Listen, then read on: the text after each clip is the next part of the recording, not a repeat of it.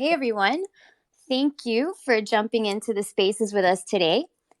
I'm Nadia Bajuelo, Community Events Manager here at Overclock Labs. I hope everyone here is having a great morning, afternoon, evening, whatever it is, wherever it is that you're joining us from.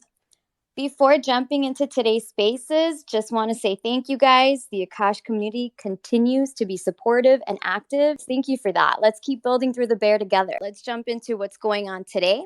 Guys, today, first we'll greet our guests. Greg will take it away for updates. And after updates, we'll give you guys a full introduction to our guests. Today, we've got a panel of Akash providers and Alani Kuya here today. Greg will be running through the latest updates on what's going on here at Akash, including being voted in the top 101 blockchain startups in San Francisco. We continue to see more and more powered by Akash. Greg will have more on who we welcomed to the Akash ecosystem this past week and that bounty program. Also, Greg has been coding, CEO and coding, I know. So, Greg will tell us more about why and his thoughts around that. He'll also talk about the latest feature launched over at Praetor. He'll jump into some of the latest Cosmo news, some of the biggest industry events across the board. And as always, we'll wrap things up with AMA time with Greg and our guests. So let's say hello to our panel real quick. We'll be chatting with them a little bit later about their experiences becoming Akash providers. Real quick, joining us today is Shimpa. Welcome, Shimpa. How are you today? Thank you very much. Doing well. Excited to be here. Welcome, Huey. How are you today? Doing great. How are you doing? I'm good. Thank you for asking. Doing good this morning. Good. And we have Alani. Welcome back, Alani. How are you today? Good morning. How are you? Thanks for having me.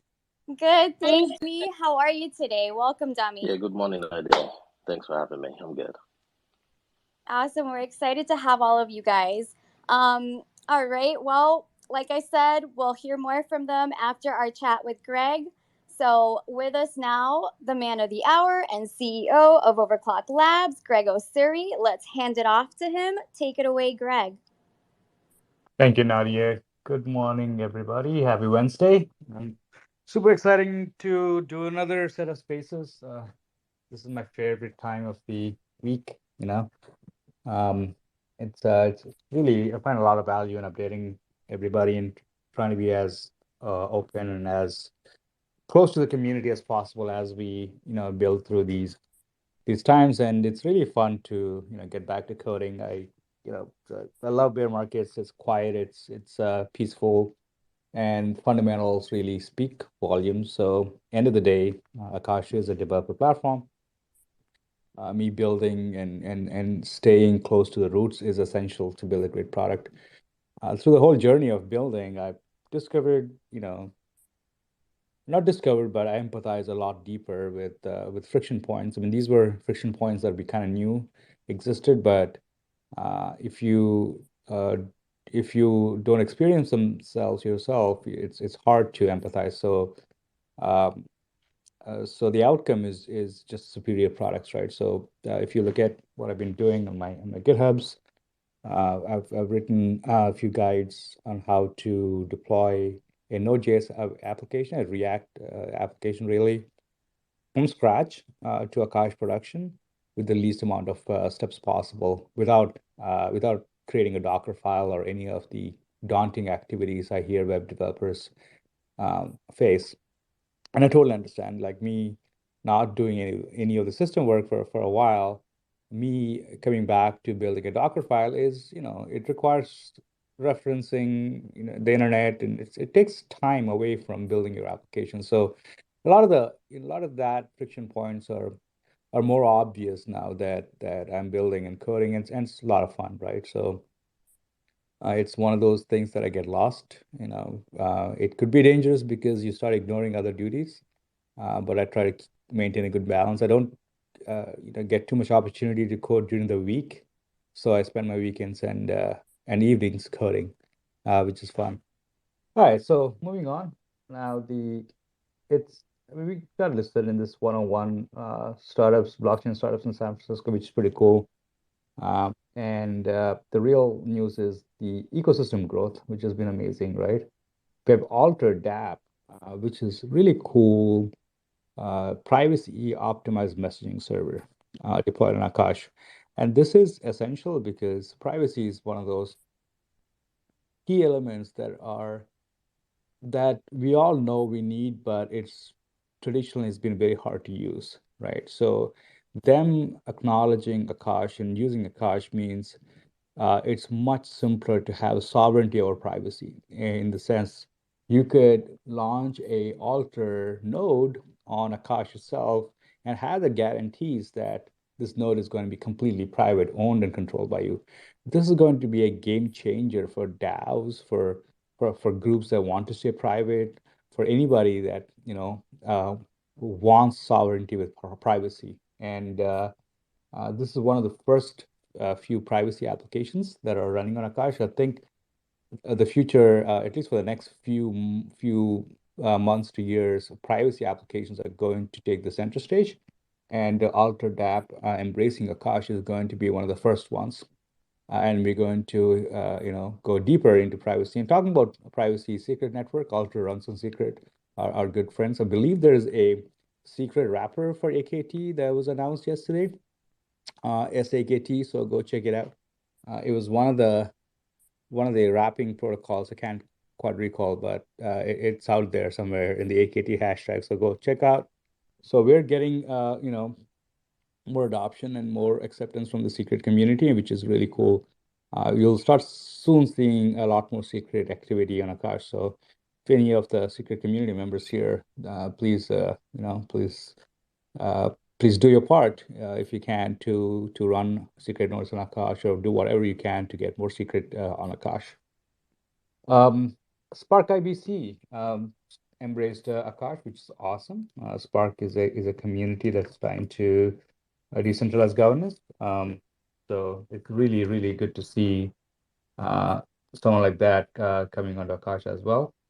And we got Third Web, which I consider to be one of the most widely used or the probably the best Dapps development framework. They make Dapps development really simple.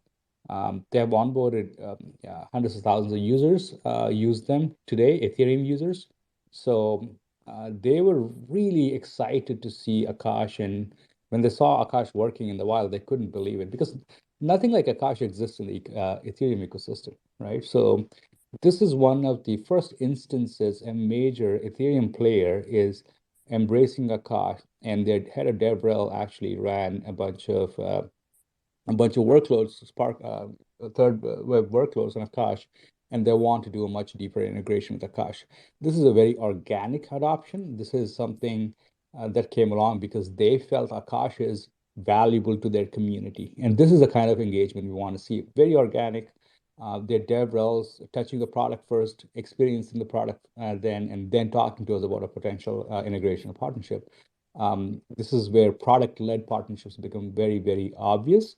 And this is what we've been building for, right? We're not, as most of you know, we're not a shilling organization. We don't go, try to make an announcement first and then work on partnerships. Our partnerships are always product-led and product first.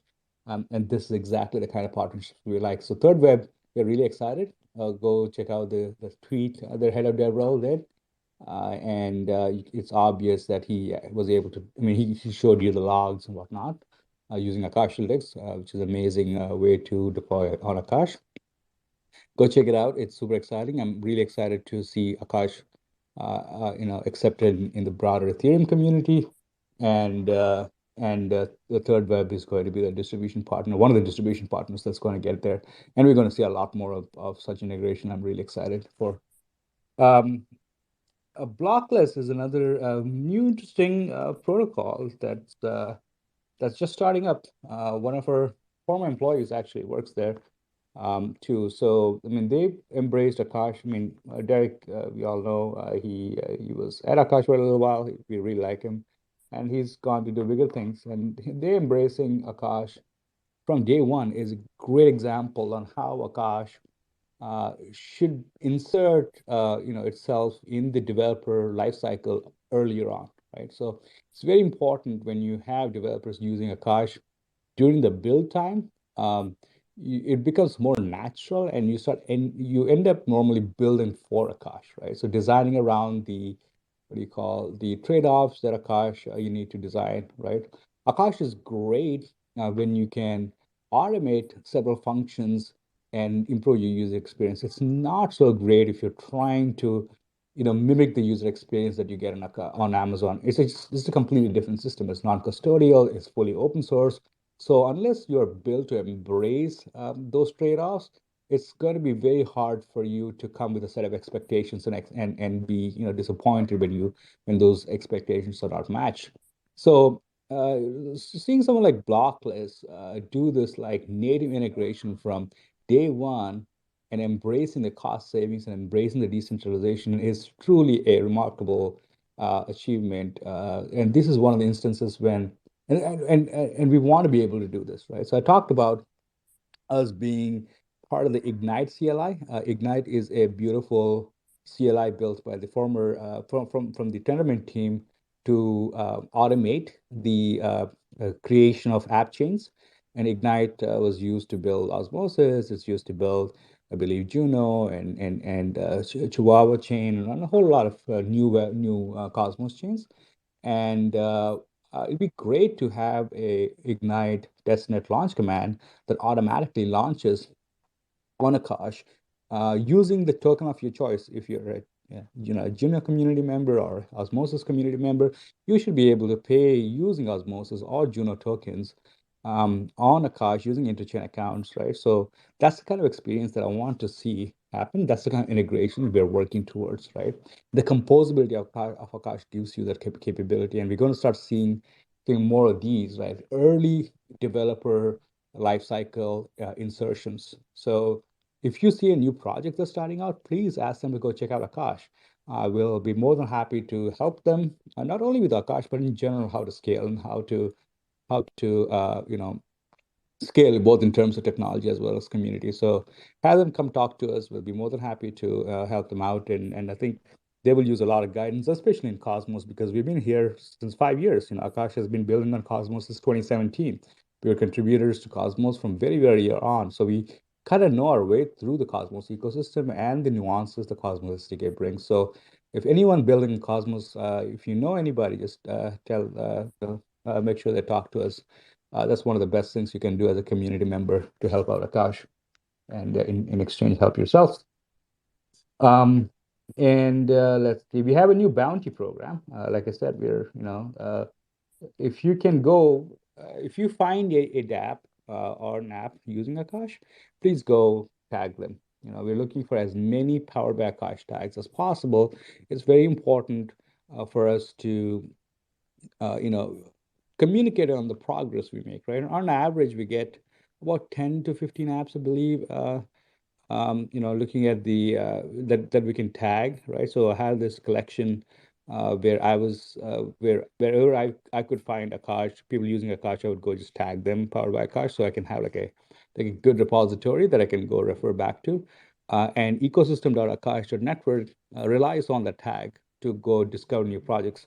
Again, Akash is a very private system, so we don't really know who's using Akash unless they tell us that they're using Akash, right? So we'll try to do our best effort in identifying those projects and talk and cataloging them so we can communicate with the community at large on who's using Akash and how we are getting adoption. So it's very important that people can discover this hashtag. A big difference between Akash and rest of the ecosystem is we don't talk about who's using Akash first. It's usually the project that adopted Akash talk about it either through a tweet or through Spaces or some indication that they're using Akash, right? We don't go and announce first like other projects in the ecosystem where and we claim that someone is using Akash. It's important for us to stay organic. It's important to for us to stay natural. It's important for a project team that's using Akash to talk about Akash more than us as a Overclock Labs team talking about it. So if you can tag them and we can go engage with them, and that way we can have a lot more evidence and proof points that Akash is being adopted and talked about, right? And so um, going on to what's what's sort of like happening across our ecosystem. Praetor app, which we all love, and they're shipping really quickly. They're launching a lot of new features. They're very fast in adopting new features that we have. I mean, they're very quick to adopt our persistent storage. There's about 280 terabytes of persistent storage available, attached storage available right now for people to use on Akash. And this is a great feat. We were earlier struggling with persistent storage, and when we launched, but now that we have a lot of these storage that can be embraced by the community, thanks to Praetor. I think Praetor is doing really amazing work in onboarding new providers, and they're evolving really quickly. They recently announced a new feature, which is very attractive, to display the providers, Akash providers, on a global map. Go check it out. Go to Praetor's app, and you can see the provider dashboard, and you can see how spread out we are. And we're going to do a lot more to onboard these providers, but we're close to 50 providers across the world. That's 50 regions, way more than Amazon. Amazon, I think, has only 20 odd regions. So we are a lot more distributed now. And we're going to be a lot more distributed. Imagine when we have these thousands of regions, imagine the kind of applications that you can build. I call that innovation beyond imagination, right? You can't really imagine when you have like thousands of regions that you can build on, the low latency, the high performance applications you can build. That's going to be something that the Web 2 world has never heard of, right? Like 1,000 cloud grade data centers all available for you to use at 90% cheaper than Amazon. And that's something that we're building towards, and Praetor is definitely helping us build that future. Another interesting, Cosmos Club did a really cool deep dive on Akash. I highly recommend you go check it out. They talk about Akash and the market and the problem we're addressing. It's worth a read. It's a good thread.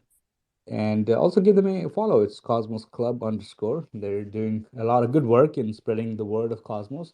We all know that Cosmos is the future of interchain experience. I mean, yesterday I saw a tweet from Osmosis Zoom, our really good friends, really retweeting Sushi Swap that Sushi was talking about how they are on 12 different chains or something with like 12 different URLs with all these nasty bridges between them. It's just the whole experience of this Ethereum-led interchain is just like very confusing, like gazillions of URLs, gazillions of insecure bridges. It's just like a mess, right? Because Osmosis tweeted out saying it's one URL, talking to 50 chains, and that's something that really tells you the power of IBC. And it's very obvious that an interchain experience is going to be owned by Cosmos, right? And it's starting to. We're seeing the DYDX. I think there's rumors out there that Compound is going to come to Cosmos, and Compound is, I consider, to be the leader in one the first sort of like yield farming protocol, right? If you all remember the DeFi summer of 2019, Cosmos was the first one to do the whole like incentivized liquidity pooling mechanism. So they tried to work on Substrate, which is the Polkadot, for a year, and hyper disappointed. Now they're seeing all this amazing activity on Cosmos, and they're actually, I think, very likely going to adopt Cosmos. So Interchain is going to be Cosmos. There's no doubt. And new accounts like Cosmos Club is doing amazing work in spreading the word. So please go check them out and check out the thread and give them a follow. And I saw another beautiful tweet from Marius Bulendra. We haven't talked about it in our Twitter thread, but it's a very important tweet because Marius, by the way, is a former employee of Square, early employee of Square. It's very important. And he was a Windows kernel developer at Microsoft. And he talked about how he was able to set up a Postgres SQL server on Akash in a matter of minutes without a credit card. And he talked about why it matters, right? And it's very important when you see top tier early Silicon Valley employees and top tier like core developers of technologies talking about why Akash is important, right? This is the kind of high quality engagement we're looking for. He's not shilling, he's just talking about his own experience of using Akash And he also said, like, it's not as quick and easy as Amazon, but holy shit, this is very, very powerful. And he talks about why a credit card free environment is especially important for DAOs, and how he was trying to run a bunch of protocols or like these traditional cloud services, and they all don't want don't want you. They don't want you to run mining protocols. So he was just very, I would say, like, truthful, very honest, and very on point on why Akash is important. I'll retweet that, but it's really, I think Akash Network retweeted it, but go see that tweet. It gives you, seeing tweets like this gives me, Akash, it gives me a lot of hope, right? Building Akash, we are like so ingrained in it. We live and breathe it every day. When you see some validation from high quality people like Marius, it just gives you an amazing boost. It makes me, that's the kind of stuff that I wake up on the weekends and makes me want to code. And this is the kind of stuff that really tells you that, hey, yes, we have done a lot of work, but also we have a lot of work to go. So it's really exciting to see amazing tweets like this. And moving on, we quite a few updates in our ecosystem at large. I think we're looking at really cool. Crypto.com, I think, announced a BEP2 integration with Thorchain. So we're kind of seeing amazing like effort by centralized exchanges, Crypto.com, Huobi, Kraken, all looking at Cosmos assets very, very, very seriously. I think that's going to give our Cosmos space a huge boost. I mean, if you remember, Kraken was the first. Akash was the first chain Kraken listed. It took a long time for us to get centralized exchange, interest. We still don't have interest from Binance and from ecosystem at large. We don't have interest from Binance and Coinbase's because they're just, I guess, I can't speak to who the integration levels, but we're able to crack Kraken and Crypto.com and Huobi. And now we're seeing a lot more listings for Cosmos assets on these platforms. I mean, it's only a matter of time when Binance and Coinbase is open up. And I believe Coinbase is actually working aggressively to enable Cosmos chains. I mean, they're having staffing issues. It's not that they laid off like 20% of their staff, so it's not a secret that these teams are struggling to keep up. But it's only a matter of time, right? But the fact that we have Kraken, Crypto.com, and Huobi all listing Cosmos assets, it's going to be very, very bullish for Cosmos in this coming bull season. And overall, that wraps up my updates of Akash, and we are starting off with another week, and let's move on to our guest today. Thanks, Greg, and thanks for taking the time to join us. Guys, you don't see how busy Greg is and yet how important this time with you guys every week is. Like, he really, really makes a huge effort to be here. Thank you so much, Greg. All right. Let's get to know our panel and start learning what it's like to be an Akash provider, where in the process they are, and how they became interested in being Akash providers in the first place. Our first panelist today is Shimpa. He is a network engineer of well over 20 years. He's been in crypto since 2016. He joins us today from across the Atlantic, and I also want to congratulate him as he's our newest Akash insider, which hopefully we'll get a chance to ask him about too. Also joining us today is Dami. He is a financial analytic expert providing consulting services to various industry leaders, including a Fortune 500 company. He has interests in IT, server deployment, and management, and he's an Akash provider in North Carolina. He also really likes to play video games and soccer, and enjoys beach views over the Atlantic. We also have our very own finance associate here at Overclock Labs. Huey is here today. He was also a finance officer in the Air Force and mostly worked on the budgeting and analytics side of things, supporting big acquisition programs ranging from fighters, bombers, cloud, and nuke software. Operationally, he supported Joint Special Operations Forces in the Middle East. Outside of finance, he loves cooking and making cocktails. Rounding out our panel today, we have Alani Kuyet, Technical Program Manager here at Overclock Labs. Alani has spent the last 21 years in enterprise technology across the US and Europe with a focus on scalability and rapid deployment. He advocates through technology to drive the evolution of the internet and his personal and professional life span across the US, Amsterdam, London, Berlin, and many other parts of the world. Without much further ado, let's get started with our first question for Dami and Shimpa. Dami, could you tell us how you first heard about Akash? Oh, thanks, Nadia. I've been passionately interested in the crypto space for a while now. So most of the information out there is arcane and too technical. But I stumbled on top Akash via YouTube while looking up crypto and decentralized platform. So that's how I heard about Akash. Thanks, Dami. Thanks so much. What about you, Shimpa? Well, I'm in crypto for a while now, and I've been farming chia. I'm a pretty big chia farmer as well. So some of my friends, and for chia farming, you need quite a bit of really powerful server hardware to actually for plotting. And once you're done plotting, you have a lot of this hardware just laying around doing nothing. So some of my friends pointed me to Akash, and I really didn't know anything about it until then. And started researching, saw that one of the deployments possible is actually Chia plotting as a service. I was immediately hooked. Yeah, I went on to investigate a bit further, and here I am.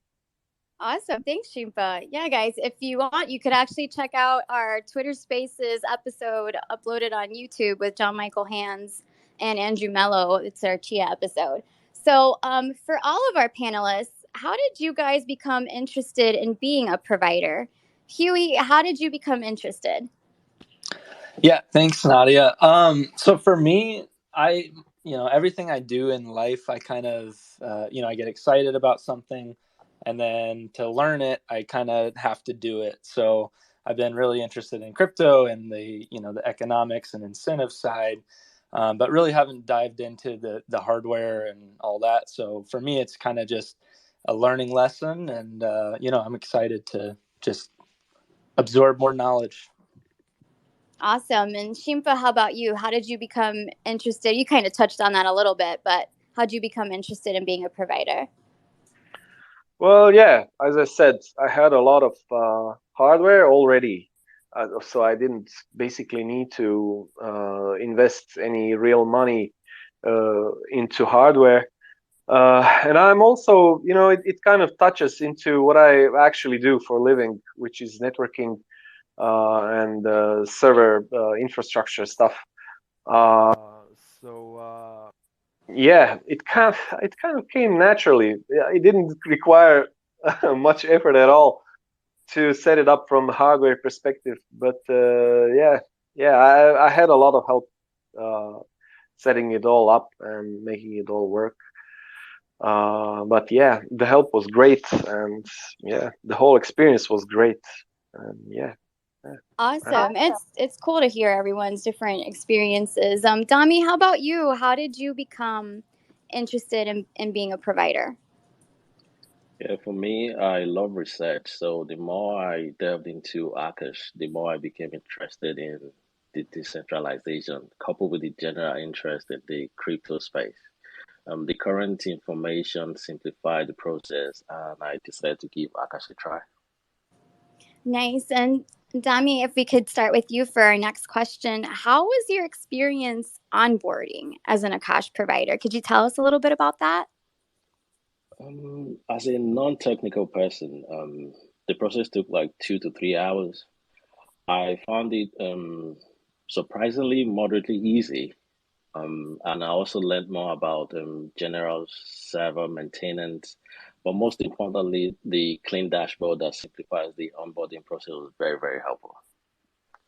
Awesome. And Shimpa, what about you? How was your onboarding experience?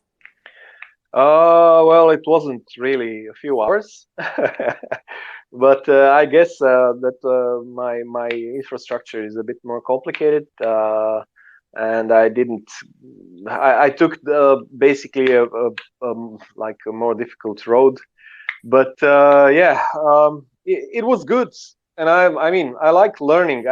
Wasn't into Kubernetes at all. I didn't know anything about it, and yeah, the help I was given was really good. And although I don't think I'm an expert now, I did learn a lot, and yeah, the experience was great. Awesome. And we can see that your experience will vary depending on your equipment, your tech level, but I mean, there's something for everybody. Alani, what can anyone in our audience today expect, and what kind of help is it that they can also expect if they want to onboard as an Akash provider?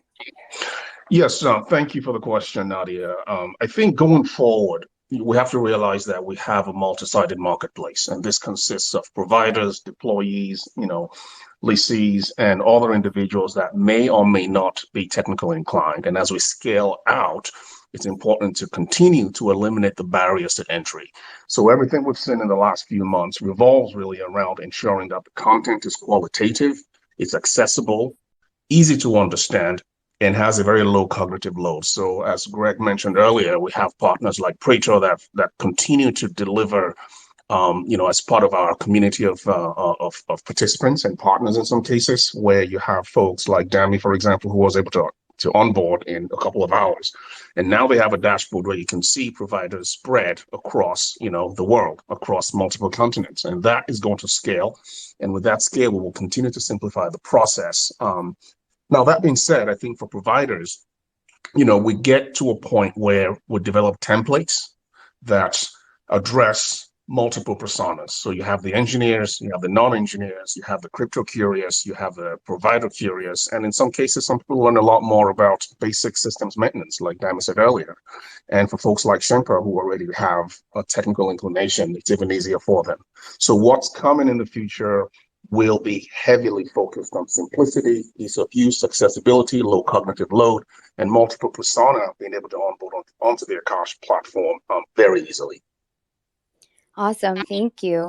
So let's find out a little bit more about where these guys are so far. Let's take a look at two panelists who are at different points in the journey. So Huey, how's it going for you so far? You're not quite through the process yet, but where are you and how's it going?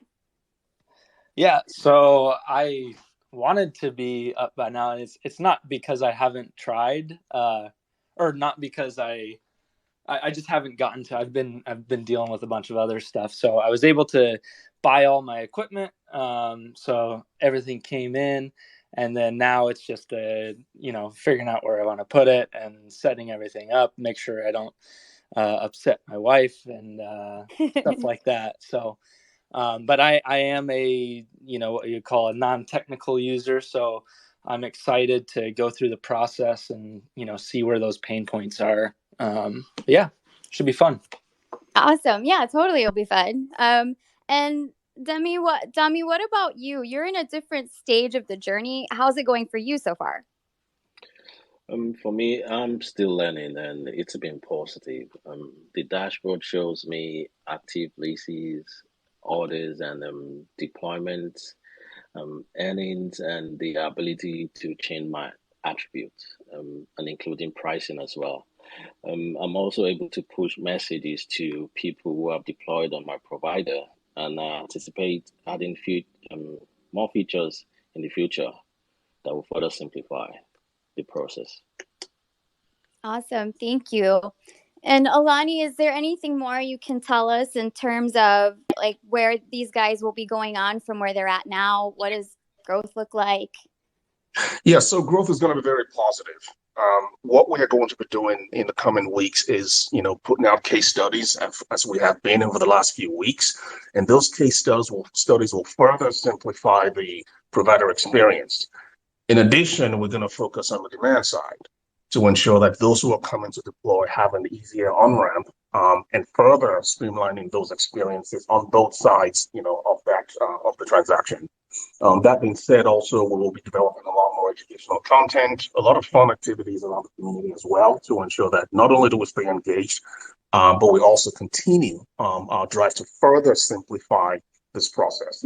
For me, a big win will be if Huey's, significant other is the one on this call saying, "Hey, my husband set up a provider, and I set up my own provider." That would be a big win. Hell yeah, that'd be a great one. Yeah. Exactly. So we want everybody and their third cousin to be able to become a provider or deploy on Akash should they choose to. Yeah, I'm about to become a provider over here. Wow. Yeah. So guys, what are your plans from here? Huey, like from where you're at now, what's next? Yeah, I think from, this point, once I get, I started small. I like the crawl, walk, run method. So, dabble my toes a little bit, get set up, get comfortable with things.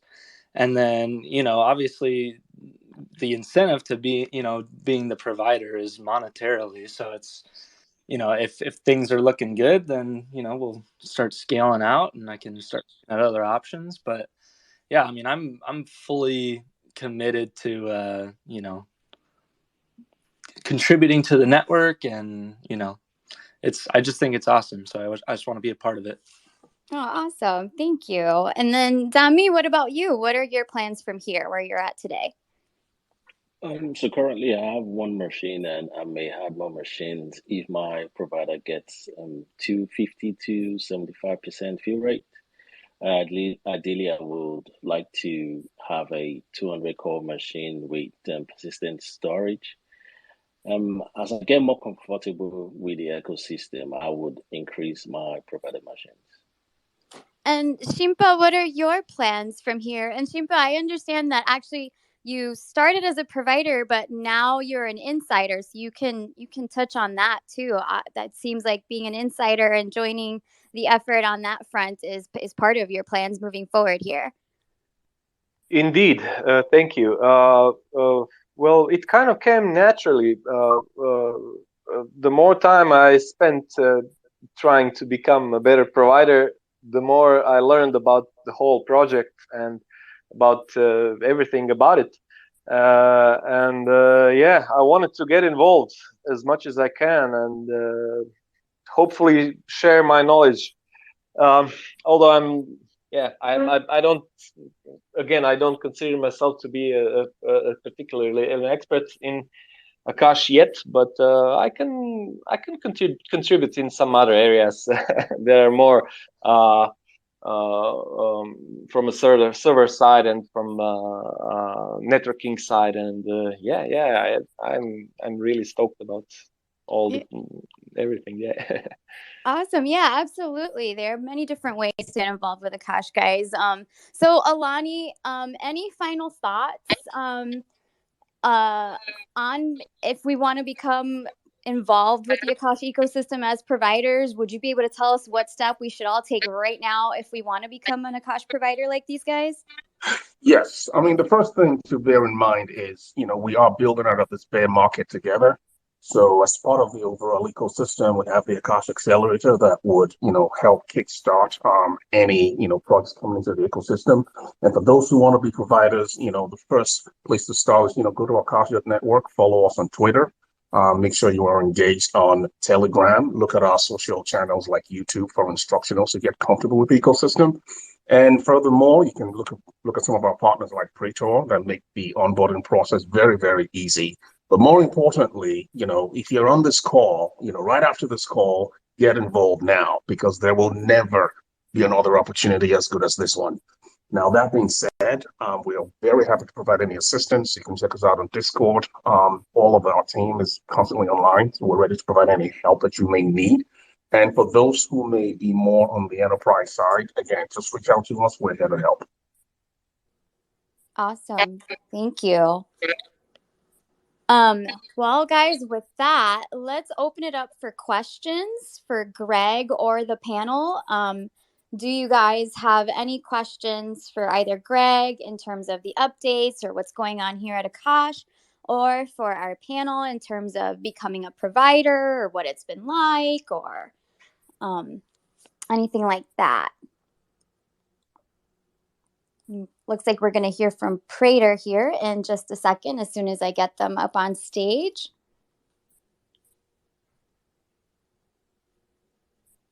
Thanks for joining us on Spaces. We enjoyed having you guys. a few episodes back. Go ahead. Thanks, Greg. Thanks, Nadia, for giving me the platform and for the suit out as well. Yeah, I want to point out that Praetor is just not like it's not just valuable for becoming provider and like only for Praetor user. It is also valuable for existing provider who did not become a provider using Praetor as well, right? So they can go into dashboard and check out like the resources and other features as well. One interesting features that Demilio just introduced is that you can publish a message to the you can publish a message to your deployers, right? You can use this message for any maintenance you are doing, right? To let them know, and then status page will show that message on a Pareto side. So yeah, thanks and thanks everybody for like who are using Pareto. We love your feedbacks and we are improving fast. Nice. All right, we've got We got a Panzi. request, Panzi. Yeah. Nice to see you again. Hey, Panzi. Hey, just wanted to make a joke. Everybody says why price down, but nobody says why price up. So Oh, sure. Like, it's been decent. We don't know. Price is one of those things that's not in our control, so we don't really. yeah, I There's no know. point in talking about it. It is a market function. There are a lot of things that happen that control the cash price. So what I do want to see is demand for AKT from utilization, right? So it's like, and that's the struggle we have, and we're doing what we can for that to happen. But yeah, it's been I think Cosmos ecosystem in general has been really well over the last few weeks, and that's also a testament to like fundamentals, right? Like fundamentals are always going to shine. There's fundamental value in almost all of Cosmos ecosystem chains, and that's becoming more and more obvious now in a downturn. I think that's going to continue the trend throughout the bear market. In a way, I want this bear market to last a little longer, as long as possible, because that gives us opportunity to really shine, and that'll filter out a lot of the junk that the bull market got. And once the bull market comes, the chains that perform well in a bear market are going to get the best shine. So I'm really hoping this bear market lasts and we keep building and stay focused on building. The more we build, the better we perform. It's really that simple. Do you think in the future Cosmos can be the layer that now is represented by Ethereum on centralized exchanges? Yes. So the challenge that I hear from a centralized exchange listing is standards integration, right? So for example, Ethereum, they have, the Ethereum integration is so well ingrained that they can list a token with a click of a button, an ERC20 token. It's very, very easy for them. But to list a Cosmos token, they have to really run the entire node for the Cosmos, chain. It's because all Cosmos chains are native or sovereign chains. So they have to run the node. Each chain has their own nuances on how to perform like token operations. So it's very different for each chain. So they're trying to standardize the integration. And I think like, what's his name? Coinbase has the best integration so far that I've seen. But it's in terms of standards, it's great, but it's also very difficult for chains to adopt. So the challenge with Cosmos chain listings is either the exchanges lack the standard, right? There's no standards besides Coinbase. Coinbase has a Rosetta standard, or the standards are too difficult for the chains to adopt. Like Rosetta is actually very difficult to implement from a chain standpoint, right? And there's no documentation. This whole space is just a mess when it comes to developer experience. So that's going to be fixed, right? Like that's why I like bear markets, because there's less noise and people can focus on what's important, like developer experience and integrations and whatnot. So once I think the Rosetta implementation for Cosmos chains becomes standardized, you're going to see a lot of listing, because for exchange teams, they want less work, right? They don't want to do a lot of work to list these chains, right? Because for them, the cost of listing is not just cost of running a server, but the engineering costs they have to incur, for listing, for maintenance and whatnot. So if you take that into account, listing a Cosmos chain may be a lot more expensive than it's worth it, right? So the goal for us is to make it easier for exchanges. One of the things that I really admire about Solana ecosystem is how much work they've done in documenting how to list Solana chains, right? We have to learn quite a lot from that ecosystem, and Solana they push the standard really, really well. So Ethereum has done. I mean, Ethereum was the first one, so can't say they got lucky, but they were the first one. So for what's worth, take that. But the Solana scheme, I think, is admirable in terms of documentation, in terms of BD push that I've done. We don't really have BD for Cosmos. Cosmos is not. Cosmos is spread across, so it's so decentralized. There's no single sort of like company anymore that's leading.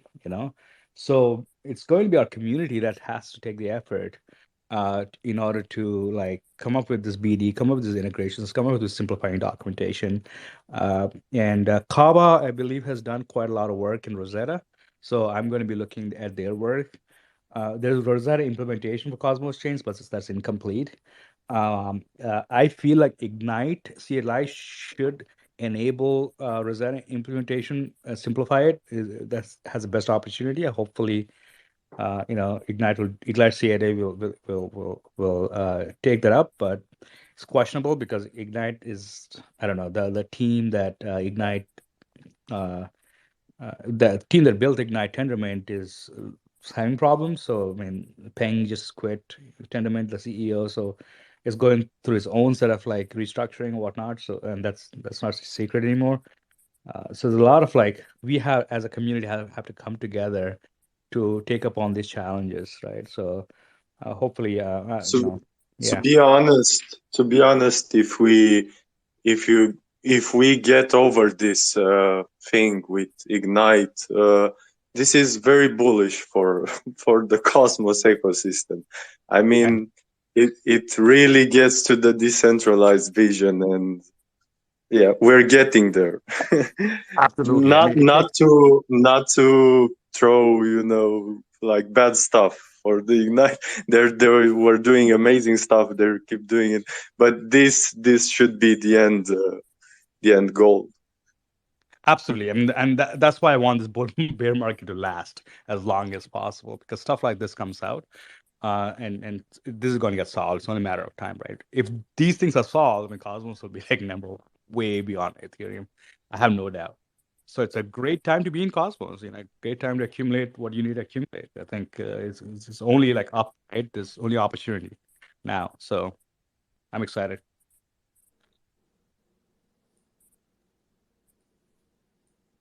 All right. Any other questions? I think Huey, is that your hand up? Yes. Yes. All right. Go for it, Huey. Yeah, I was just looking at the roadmap that you pointed out, Greg, and I'm always interested in the stable settlement. Is there any quick updates on that? I know we only have 5 minutes left. Good question. So we looked at two different models for settlement. So context, Akash has AKT as a settlement mechanism, which is volatile. That makes it not ideal for long-running workloads. It's good for doing like short-running workloads, like mining and whatnot. But if you're hosting a website for like a year or two, AKT price is going to fluctuate, and that's frustrating both for tenants as well as providers. So it's important for user experience to have a stable settlement mechanism, right? So in that way, we started off on a journey to identify the stable way to do it. One model we looked at seriously was a burn mint model like Helium. And the big challenge with the burn mint like Helium or UST, the infamous UST, big challenge is reconciliation during a downturn, right? So you got to have enough, like if you want to burn, AKT, you have to have enough AKT left so you can remint the stable, right? So we're trying to solve that problem. It's not an easy problem to solve. No one has done that really well. Of course, UST collapsed because of that. And second mechanism is I actually described this in the original white paper. I don't know why we didn't end up like considering that seriously, but one of the economists we were talking to indicated that this could be a really good path. Second mechanism is to use um, a pegged rate, I call it. So instead of like burn mint, the settlement could be just pegged to a currency of choice. So that means the provider, the tenant could basically say, I'm going to pay $10 US dollars per month for this deployment, and I'm going to use AKT to transact, to pay for that, right? So depending on the rate at the block period, that much AKT should be transferred from the tenant to the provider, right? And the rate is determined using a weighted average from validators and using validators as oracles, right? So then you have this decentralized system of like feed, essentially that the validators are giving you the rate, exchange rate, and then the amount of AKT that's transferred from tenant to provider is dynamic based on the AKT dollar value. And now the tenant and the providers are just transacting in dollar values, right? So that makes it, that makes AKT more, that of course they're going to increase transferability for AKT, or like depending on the AKT market rate, that's going to give stable mechanism. It's easy to implement. And so these are two main mechanisms we're looking at. We're going to make it. So the second mechanism I described already has a design in our white paper that I described like a few years ago. So it's looking like a contender, but and we're going to make a decision on one of these, and we're going to go move forward with that. So we made quite a lot of progress in that front. Awesome. Thank you so much. Thanks for the question. It's a good question. Awesome. All right. Well, then with that, guys, thanks so much to Shimpa, Dami, Huey, Alani, and Greg for joining us on Spaces today. And a very huge thank you to all of you guys for joining in today or listening to this later. Thank you guys so much for joining today's event. Thanks one more time to Greg and our panel for chatting with us today. See you guys next Wednesday with Greg at 8 a.m. Pacific. Bye, everyone.